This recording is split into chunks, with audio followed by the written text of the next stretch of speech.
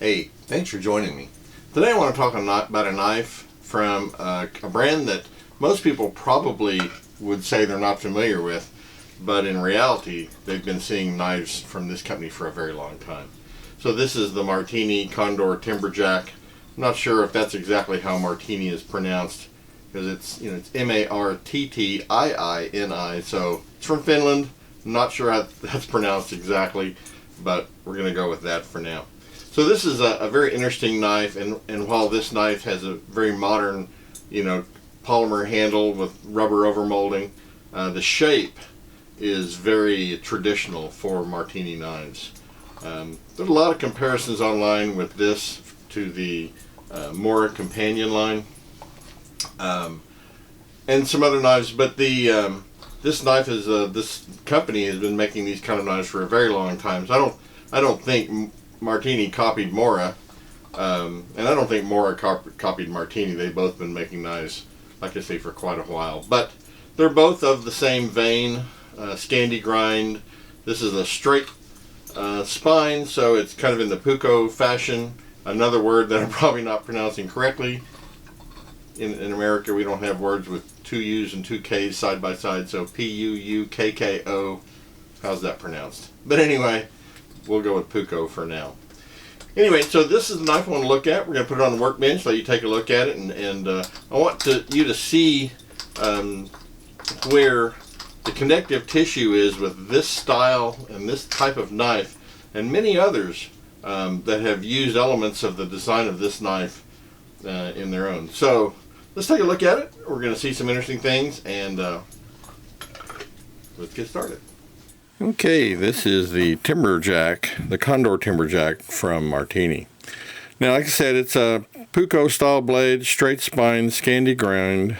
It is a 4-inch long blade, and when I measure it with calipers, I get 2.93 millimeters on the spine thickness. So I'm going to call that a 3 millimeter spine. I think I read that it was 2.7 listed somewhere, but mine measures at 2.9, so I think I can call that close enough to 3. The handle is a polymer with a rubber overmold. Has a really nice grippy texture, very comfortable in the hand. The knife is very lightweight, very easy to hold and handle in all the different ways you'd want to hold it. It's got a nice thumb rest on the back of the grip. Just about any way I use it, it seems to really fit in the hand. It's got some nice, I don't know if you'd call it jimping since it's not on the blade, but these ribs on the back of the hilt here give you some nice purchase with your thumb or your finger if you're using it that way. So it's a very comfortable knife to use. The steel that the knife blade is made of is an X75 CR1. Now this is not a 1095 steel.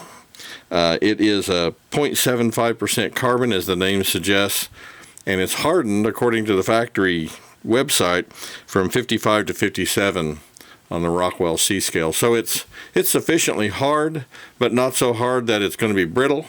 So it should hold an edge well. I mean, it has, for the work I've done with it, it has held an edge just fine, and it seems to perform very well. Now the blade, as I mentioned earlier, looks like it's coated, and some people have said that this is a coated blade, but here's what I think really it is.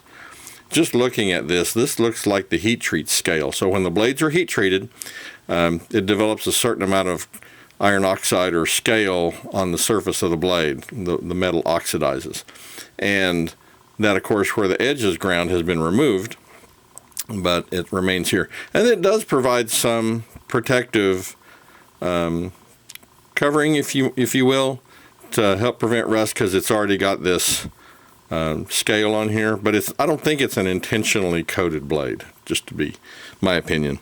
The back spine is said to be good for striking sparks. Now the factory doesn't say that, but several of the reviews I've read say that it's good for that. It does have a fairly sharp edge on this side, but this side is kind of rounded.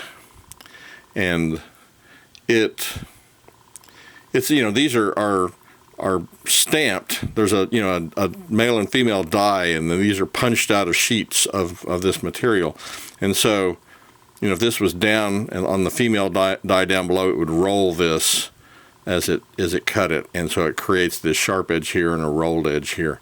And I think that's just as stamped. I don't think it was intentionally, well, maybe they did intentionally do it that way, so that would just be sharp. But if you're left-handed, it's probably not going to work very good because this is rounded. So if you're right-handed, it will strike sparks. But again, I think that was unintentional. So the sheath that this comes with is a plastic sheath. Some other reviewers have shown theirs with a drain hole. Mine didn't come with one, though it'd be very easy to drill a hole near the end here to provide drainage if I needed it. It is just a plastic sheath. You can run a belt through it, or you could tie it on a cord to hang it from your neck. But it's just a pretty basic sheath. Now, the knife does fit nicely in it. It retains it well. It's not going to shake out. It doesn't rattle. It's well done. I wish the belt loop was more like maybe the Moras do. But it's a functional sheath. Now, there is a version of this knife you can buy for just a little bit more. I think it's about $8 to $10 more. You can get a leather sheath. I didn't see that listed on Amazon, but I know when I look at Marttiini's website, they list it, and some other retailers did. So if you want one of these with a more of a something of an upgrade on the sheath, you can definitely order one with a leather sheath. I think I like the knife well enough I may just make a leather sheath for it, but you can definitely order it with one. Now, as I mentioned in the intro, a lot of people would say, well, I've never heard of Marttiini knives, and yet I bet you have. You see, if you've been around for very long and if you do much fishing, you've seen the Rapala fish and fillet knife that's been around seemingly forever, at least since I was a kid. And Rapala is another company from Finland, and they have a relationship with Marttiini, who makes their fillet knives. And so the design of Marttiini knives had been around quite a while. There's some things that I want you to kind of see here, too, about the design elements on this. Very typical of the Marttiini knives and some other knives from that region, you'll see this type of, the butt of the handle here, the butt of the grip here has this design on it, and it gives you kind of a nice grip, gives you a thumb rest. It keeps the knife from slipping out of your hand. Some of the Marttiinis have a finger guard up here, some do not, especially the wooden handled ones often don't have this. Some of the wooden handled ones have a cast bronze hilt up here, but this design element, the way this is shaped, is you see that in the Rapala knives. This is actually a copy of a Rapala fish and fillet. It's from a company called IPCO, IPCO, called a fillet of fish, made in Sweden. I'm not sure how old these are. I just found this at a thrift store. But it's something of a copy, but you can definitely see the design element followed here in terms of the shape of the handle. And I would expect that from a Swedish-made knife. This is a Mora 510. You can see a certain amount of it in this Mora. Again, you've got this way that this butt end of the grip is designed to give you that thumb rest if you're holding the knife in that way. This obviously doesn't have much of a hilt, but you can definitely see the relationship in that design of that knife. Now, a lot of comparisons are made with the Mora companion line, and you can see the grip is really actually quite a bit different. The similarities really are more about the blade shape. Now, the Moras typically tend to have a little drop at the point instead of just a straight spine, but they're Scandi ground, and they're from that same part of the world. Some other knives, though, surprisingly, have relationships with the Marttiini knives in terms of the grip design. This is an old Western cutlery knife from, I think, made back in the 50s. And sure enough, look at the butt end of this. And you just have to say that follows that same pattern. And, if you get right down to it, it's got a finger guard on, one side, and this grip, the grip design, there's definitely some connective tissue there between these knives. And so you'll see the relationship between these Marttiini knives and a lot of other knives in terms of the grip design. Obviously, a lot of people have looked at that and said that's a great handle design, and they have made similar versions of it. So this, like I said, I've been using this knife for a few weeks now, and it holds an edge well. I see videos of people, making feather sticks and batoning wood and all kinds of stuff for bushcraft, and I think this knife will do well as a great camp knife or a hunting knife. Yes, it'll make feather sticks like any Scandi grind knife. I mean, there's no question of that. As far as batoning wood goes with knives, I was a scout leader for over 15 years, thousands of campouts, and I can't think of one time I really found it necessary to baton wood to get firewood or make kindling. And if you enjoy doing that, that's fine. I think it's something I would only do if that was the only way I could get some dry wood. Now I live in Oklahoma, maybe in other parts of the world it's necessary to get dry wood. I'm able to find, with the trees we have, primarily our forests are scrub oak, the oak trees, and some other various hardwoods, and there's always plenty of off the ground dead wood hanging on the trees that you can get even when it's raining to make a fire. But I don't baton knives to split wood. If I need to split wood, I'll typically use a hatchet. But if you feel compelled to do that, I'm sure this knife will hold up to a fair amount of it.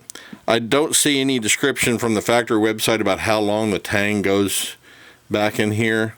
One of the videos I watched said it went to about the end of where the circle is. I'm not sure how they know that, but in all the use I've done with it, I can't imagine that you're going to work that handle loose on the blade. The blade loose in the handle.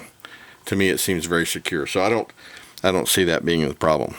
So these, I think, a very nicely made knife. Marttiini's got, if you look at their website, they've got some beautiful knives with birch handles, and both stainless steel and carbon steel. And there's a couple of those that I'm really kind of lusting after, so I may have to order some more. But if you haven't ever been familiar with Marttiini knives, definitely one to look at. I think that they are every bit the value of some of the other popular knives, and I really like the fact that you can buy a knife like this that, while it's not made in the United States, it's made in a European country like Finland. The quality is going to be good, and it's not made in China. And for that kind of money, for the $20, it's just a great value. So that's it, the Condor Timberjack. Well, there you go. I hope you found some of the information about this knife interesting.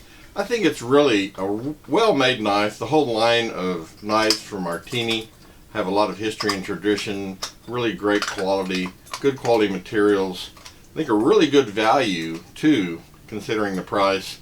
Now, if you're looking for just a great outdoor knife, for camping, for hunting, bushcraft kind of stuff, then this is definitely one to look at. And it has much the same price range value as like the Moras do. The Moras are so popular. I'm not really sure why this is not seen more often. I know a number of people have done online reviews on it. This is not new, and it's been around a little while.